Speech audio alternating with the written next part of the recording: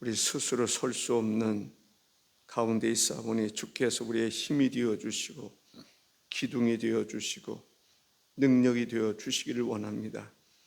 주님의 전적인 은혜로 말미암아 우리가 이 세상에서 승리하는 삶을 살아가게 하옵소서. 예수님의 이름으로 기도하옵나이다. 아멘.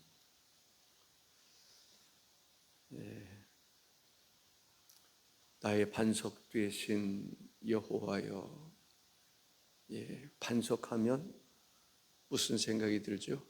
흔들림이 없는 견고한 반석 위에 든든히 서가는 우리 성도들 되시기를 주의 이름으로 축복합니다. 다윗이 큰 환난을 당한 것 같습니다. 어려움에 처해 있었습니다. 스스로 벗어나고 싶지만 스스로의 힘으로 벗어날 수 없는, 그래서 표현하기를 깊은 기가 막힌 웅덩이와 수렁에서라고 말합니다. 기가 막힌 웅덩이와 수렁에 빠져버린 거죠. 떨어져 버린 거죠. 그 웅덩이에서 스스로 나올 수 없고 그 수렁에서 스스로 벗어날 수 없는, 그 정도로 힘들고 어려움에 처했던 것을 볼 수 있습니다. 누군가의 도움이 없이는 스스로 설 수 없는 다윗. 그 다윗에게는 무엇이 있었습니까? 하나님을 믿는 믿음이 있었습니다. 첫째로 말씀드리고 싶은 것은 다윗은 하나님께 부르짖었고 또 하나님이 응답해 주셨습니다. 하나님께 부르짖었고 하나님이 응답해 주셨고, 하나님께 도움을 요청했고 하나님께서 그를 도와주셨다라는 것이죠. 시편 121편 1절과 2절에 보면 내가 산을 향하여 눈을 들리라. 나의 도움이 어디에서 올까? 나의 도움은 천지를 지으신 여호와에게서로다 했습니다. 나의 도움이 어디에서 올까? 한번 여러분들 요셉이 그러했는데 깊은 웅덩이에 빠져 있다고 생각해 보세요. 스스로 나올 수가 없는 거죠. 물 없는 웅덩이니까 그래도 살 수 있었지, 물이 고여 있는 웅덩이에 던짐을 받았다면 어떻게 될까요? 나올 수가 없을 것입니다. 그만큼 깊은 웅덩이에 빠져 있으리만큼, 또 수렁에 빠져 있으리만큼 다윗에게는 어려움에 처해 있었다라는 거죠. 그때 기다리는 거죠. 누군가의 도움. 다윗에게서는 누군가가 누구예요? 하나님입니다. 그래서 이렇게 말합니다. 1절에 내가 여호와를 기다리고 기다렸더니 라고 말합니다. 내가 여호와를 기다리고 기다렸더니. 우리는 힘들고 어려울 때 기다릴 수 있어야 됩니다. 기다림은 믿음에서 비롯되는 것입니다. 믿음이 없으면 조급해서 기다리지를 못합니다. 기다릴 줄 아는. 모세가 하나님 앞에 손을 들면 아말렉과의 싸움에서 이겼습니다. 기다릴 수 있는, 홍해 바다가 갈라지리라고 하는 그 믿음을 가지고 기다릴 수 있는. 세상에는 기다리게 해놓고 오지 않는 사람도 있다고 노래가 있어요. 하나님은 어떻습니까? 기다리면 분명히 약속을 지키신 분이 하나님이십니다. 마가의 다락방에 예수님의 제자들을 비롯해서 성령의 임재를 사모하는 이들이 있었습니다. 그들이 기다렸습니다. 하루, 이틀, 사흘, 열흘을 기다렸을 때 약속해 주신 성령이 임했던 것을 보게 됩니다. 다윗은 기다릴 줄 아는 사람이었음을 볼 수가 있습니다. 사람들 중에는 기도하다가 응답이 없으면 기도를 쉽게 포기하는 경우들이 있습니다. 왜 포기할까? 결론적으로 말씀드린다면 믿음이 없어서 포기하는 것입니다. 진짜 믿음이 있으면 기다리는 거죠. 진짜 기다릴 줄 아는 거, 가끔 보면은 유튜브에서도 볼 수 있는데, 오랫동안 주인을 기다리는 게 뭐예요? 개입니다. 주인을 기다리는 거예요. 우리가 하나님 앞에 정말 기다릴 줄 아는, 기도하고 기도한 것에 응답해 주실 줄로 믿고 기다릴 수 있는 그러한 성도들이 될 수 있기를 바랍니다. 어려운 상황이란 말이죠. 그때 다윗이 할 수 있었던 것은 하나님께 기도하는 일이었음을 볼 수가 있습니다. 다윗의 글 속에는 시편에서 볼 수 있는 것을 기다려라, 기다릴지어다, 기다림에 대한 얘기를 가장 많이 한 사람이 다윗이 아닐까라는 생각이 듭니다. 시편 27편 13절에서 14절에 보면 다윗이 이렇게 말합니다. 내가 산 자들의 땅에서 여호와의 선하심을 보게 될 줄 확실히 믿었도다. 너는 여호와를 기다릴지어다. 강하고 담대하며 여호와를 기다릴지어다. 기다릴지어다. 기다려봤던 사람, 기다렸더니 하나님께서 응답해 주셨단 말이죠. 그 사람들은 기다릴 수 있습니다. 기다릴 줄 알았던 사람, 우리는 기다릴 수 있는 사람이 될 수 있기 바랍니다. 아멘. 그게 믿음입니다. 믿음 없는 사람은 기다리질 않아요. 그런데 믿음 있는 사람은 끝까지 기다립니다. 왜? 믿음이 있기 때문에 그렇습니다. 시편 62편 1절과 2절에 보면 역시 다윗의 시인데, 나의 영혼이 잠잠히 하나님만 바라미요 나의 구원이 그에게서 나오는도다. 오직 그만이 나의 반석이시요 나의 구원이시요 나의 요새이시니 내가 크게 흔들리지 아니하리로다.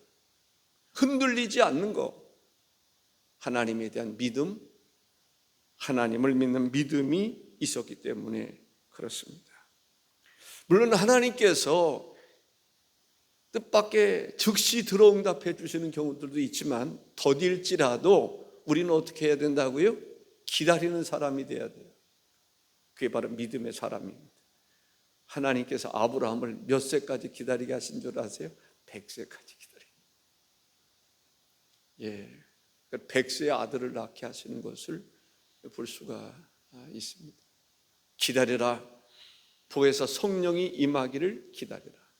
기다리는 사람이 믿음의 사람입니다. 믿음 있는 사람이 열흘도 기다릴 수 있었습니다. 믿음 없는 사람이라면 하루 이틀 있다가 집으로 돌아갔을 거예요. 기다리는 사람, 열흘을 기다릴 줄 아는 믿음, 그 사람들 가운데는 20일도 기다릴 수 있는 사람들이 있었으리라 생각이 됩니다. 내일이면 돌아가리라 했다가 오늘 성령 받은 사람도 있을 거예요. 하나님께서는 나의 부르짖음을 들으셨도다라고 말씀하고 있는데, 귀를 기울이사, 하나님이 우리의 기도를 부르짖음을 들으시는데 어떻게 해요? 귀를 쫑긋 기울이셨다는 거죠. 귀를 기울여서 우리가 무슨 기도를 하나, 하나님 그러신 분입니다. 우리가 무슨 기도를 하나 귀를 기울여 들으실 수 있는, 그만큼 우리의 기도에 하나님은 관심을 어떻게 하신다고요? 관심을 가지시는 거예요. 부르짖음을 들으시는 하나님, 그리고 응답해 주시는, 행동하시는 것을 볼 수가 있습니다. 시편 130편에 보면 그 시인은 하나님께 부르짖으며 기도하면서 응답을 기다리고 있었음을 보게 됩니다. 시편 130편은 누가 썼다라고 하는 것이 나와 있지 않습니다. 그냥 성전에 올라가는 노래라고 말합니다. 여호와여, 내가 깊은 곳에서 주께 부르짖었나이다. 깊은 곳에서 주께 부르짖었나이다. 무슨 얘기입니까? 힘들고 어려운 가운데서, 환난 가운데서, 고통 가운데서 하나님께 부르짖었다라는 거죠. 환난 날에 내게 와 부르짖으라. 힘들고 어려울 때 하나님께 나가 부르짖을 수 있는 사람이 될 수 있기를 바랍니다. 5절과 6절에 보면 그 2절에 보니까 주여 내 소리를 들으시며 나의 부르짖는 소리에 귀를 기울이소서. 5절 6절에 보니까 나 곧 내 영혼은 여호와를 기다리며 나는 주의 말씀을 바라는도다. 파수꾼이 아침을 기다림보다 내 영혼이 주를 더 기다리나니 참으로 파수꾼이 아침을 기다림보다 더하도다. 기다릴 줄 아는 그러한 믿음의 사람이 될 수 있기를 바랍니다. 이 다윗이 오랫동안 고통 속에 있었습니다. 이사야서 58장 9절에 보니까 이렇게 이야기하고 있습니다. 내가 부를 때에는 나 여호와가 응답하겠고 내가 부르짖을 때에 내가 여기 있다 하리라 말씀하십니다. 환난 날에 나를 부르라 라고 말합니다. 시편 50편 15절에 환난 날에 나를 부르라 내가 너를 건지리니 내가 나를 영화롭게 하리로다 했습니다. 다윗은 스스로 해결할 수 없는 그 어려움, 환난에 처했을 때 그 하나님께 뭐라고요? 기다렸다는 거죠. 하나님을 고대한 거예요. 하나님의 은혜를 기다린 거예요. 기다리면서 그가 했던 것은 뭐예요? 하나님께 부르짖어 기도했다. 그런데 하나님께서 부르짖어 기도할 때 귀를 기울여서 부르짖는 소리를 다 들으시고 그 다음에 응답해 주시는 것을 볼 수가 있습니다. 오늘 우리들에게 있어서는 기도할 수 있는 특권이 있다는 거예요. 누구의 이름으로? 예수님의 이름으로. 그래서 요한복음 16장 24절에 보니까 지금까지는 너희가 내 이름으로 아무것도 구하지 아니하였으나 구하라 그리하면 받으리니 너희 기쁨이 충만하리라 했습니다. 2절에 보니까 나를 기가 막힐 웅덩이와 수렁에서 끌어올리시고 내 발을 반석 위에 두사 내 걸음을 견고하게 하셨도다 라고 했습니다. 두 번째는 하나님께서 웅덩이에서 끌어올리셨다는 거예요. 그 웅덩이가 어떤 웅덩이라고요? 스스로 나올 수 없는 절망적인 상황, 그 웅덩이를 이야기하는 것입니다. 그 웅덩이에서 하나님이 나를 끌어올려 주셨다. 수렁에서 끌어올려 주셨다. 할렐루야입니다. 사망의 음침한 골짜기로 다닐지라도 주께서 우리를 지켜주시는, 보호하시는 것을 이제 고백하는 것을 볼 수 있습니다.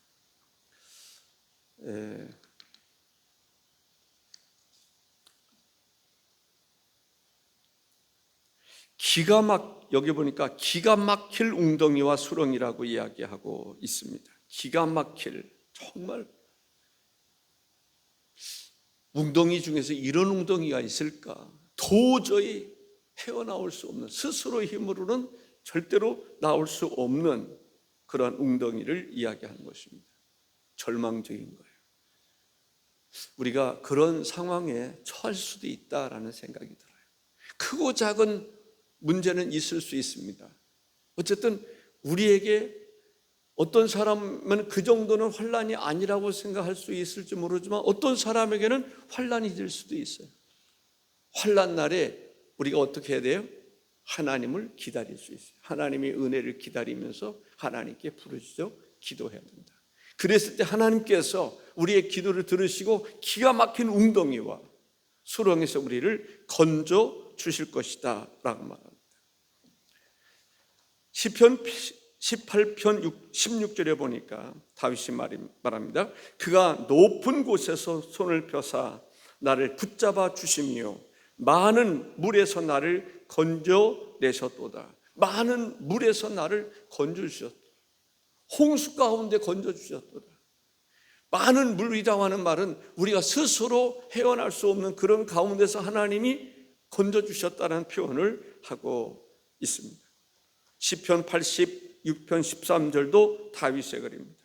이는 내게 향하신 주의 인자하심이 크사 내 영혼을 깊은 소울에서 건지셨음이니이다. 내 영혼을 깊은 소울, 음부에서 건져주셨다라고 이야기하고 있습니다. 그런 면에서 다윗은 참 많은 어려움에 처할 때가 있었습니다. 그럴 때마다 하나님께서 다윗을 건져주셨던 것을 보게 됩니다. 그런 어려움 속에서 다윗이 하나님만을 의지합니다. 전쟁을 많이 수행하는데 전쟁에 나갈 때마다 다윗은 번제를 드립니다. 하나님께 기도합니다. 그때 하나님께서 그에게 응답해 주시는 것을 볼 수 있습니다. 다윗을 일컬어서 하나님의 마음에 합당한 사람이라고 말합니다. 우리는 다윗을 본받을 수 있어야 됩니다. 그래서 하나님께서 기뻐하시는 사람이 되어야 될 줄로 믿습니다. 다윗을 하나님이 기뻐하십니다. 매사의 모든 일에 하나님을 바라보는 다윗, 하나님께 부르짖어 기도할 줄 아는 다윗, 그 기도를 들으시고 응답해 주시는 하나님인 것을 볼 수 있습니다.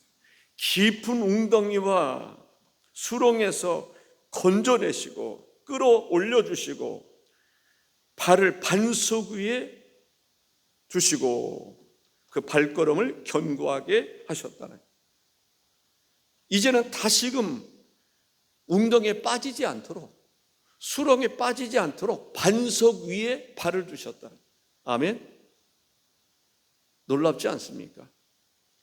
이제는 하나님께서 붙잡아 주셨는데, 어려운 가운데 건져 주셨는데 반석 위에 올라가 서게 하셨다는 거예요. 다시는 수렁에 빠지지 않도록. 그러한 일을 하실 수 있는 분은 하나님밖에는 없음을 알 수가 있습니다. 뿐만 아니라 그의 발걸음을 주께서 견고하게 하셨다. 그 완전한 회복을 이야기하는 것을 볼 수 있습니다. 이제는 웅덩이 빠질 염려가 없습니다. 깊은 수렁에 빠질 염려가 없습니다. 왜? 웅덩이에서 건져주신, 수렁에서 건져주신 하나님께서 그의 발을 견고하게 하셨기 때문에 그렇습니다. 반석 위에 세우셨기 때문에 그렇습니다. 중요한 것은 그러한 하나님을 실제적으로 믿고 나가는 것이 중요하다라고 하는 사실입니다. 하나님께서 다윗을 안전하게 해주셨다는 거예요. 평안하게 해주셨다라고 하는 것을 이야기하고 있습니다.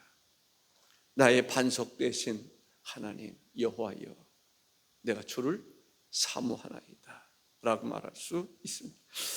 세 번째는 3절에 보니까 새 노래 곧 우리 하나님께 올릴 찬송을 내 입에 두셨으니, 하나님께 올려드릴 찬송을 내 입에 두었다.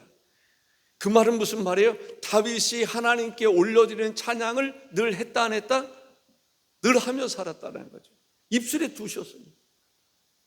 우리가 매사의 모든 일에 하나님을 찬양하는, 그렇습니다. 오늘 하루를 지내시면서 나는 하나님을 얼마나 찬송하고 있나 한번 헤아려 보실 수 있기를 바랍니다.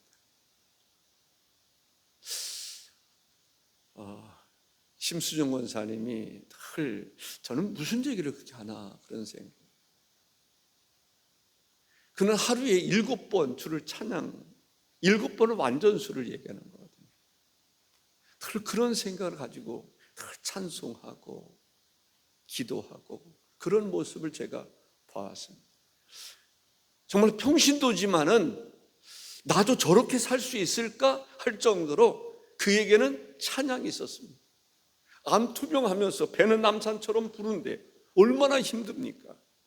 그런데도 한시도 떠나지 아니하고 그의 입술에는 찬송이 있었어요. 그분을 아시는 분들은 알 거예요. 내가 이야기하는 것이 뭔지.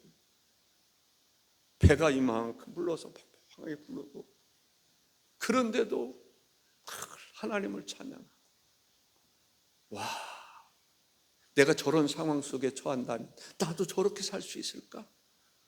저렇게 하나님을 찬양하며 살아갈 수 있을까? 하나님께 감사하며 살아갈 수 있을까? 그 자녀들이 말하는 거예요. 자기 어머니가 금성교회에 있을 때처럼 행복하게 지낼 때가 없었다. 가장 힘들고 고통스러울 때 가장 행복했던 그 어머니를 기억하는 것을 볼 수 있습니다. 다윗 힘들고 어려운 가운데서도 그의 입술에는 뭐가 있었다요? 찬송이 있었다라는 거예요. 찬송이 그의 입에 머물고 있었다라는 거예요. 머금고 있었다는 거예요. 찬양하며 살았다라고 하는 것을 볼 수가 있습니다.